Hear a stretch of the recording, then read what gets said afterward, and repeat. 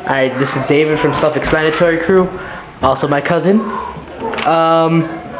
When did you start b-boying? I started b-boying when I believe it was 14 years old. Yeah. What made you start, get started with it all? Actually, my uncle kind of inspired me. He talked about breakdancing and everything, and I always heard about it and seen it on TV, but the first time I actually saw it live was at school.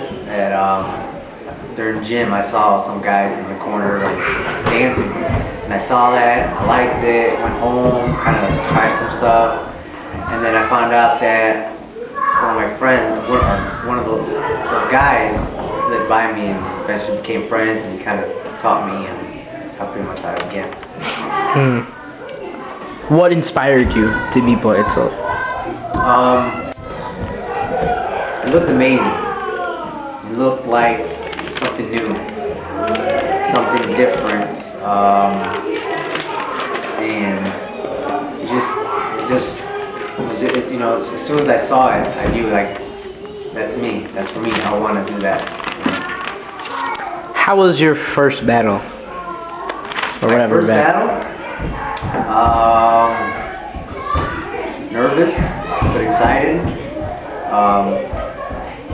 I still get nervous now. Every time before, I still get that same feeling, that nervousness, right before you battle. But once it starts, you lose yourself in the battle, and you don't think about anything else. And it felt good once you got into it.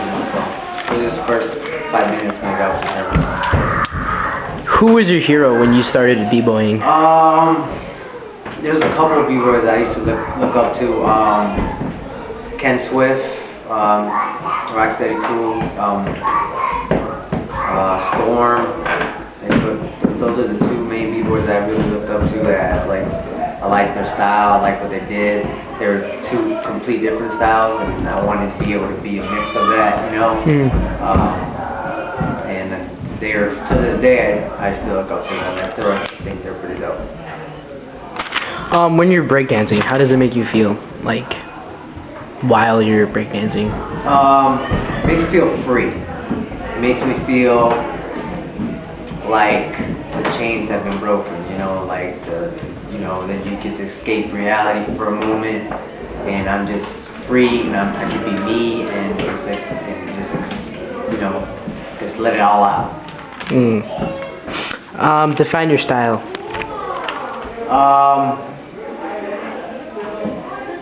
My style would be I love footwork. I like doing footwork. I like doing a lot of that stuff, but I think overall, I find myself more like an overall. I like to do a lot of different styles. I like to combine them all. I don't like to just stick to just one, because I feel like that limits yourself. I don't like limiting myself. But my favorite thing to do is footwork, so I would go with that. Alright. Where do you see b-boy going from here in the future? Right now, the way it's going, I see it getting to the point where, as far as in the eyes of people outside the whole b-boy world that don't understand it and know it, I see it being very watered down. I see it getting too commercialized, being washed up, to the point where people have seen it so much where it doesn't amaze them anymore. Even though the moves they're doing are practically impossible, it just doesn't amaze people anymore because they've seen it so much. But as far as the dance itself, it's the movement, the moves, and everything. I see them evolving and getting better.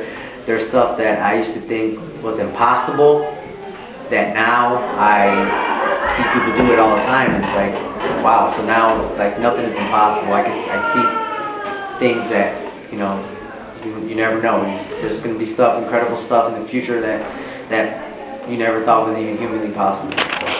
If you were to tell somebody who just is getting into it or just trying to learn the dance and stuff, what would you tell them? Be patient. B-boying is a dance that takes a whole lifetime to master. I've been doing it for over 15 years and I'm still learning new stuff. There's always new stuff coming up. You know, it's like that. Patience is the key. Patience is always the key. Alright, that's pretty much it. That was B-Boy Kid Rock from Xplanatory crew.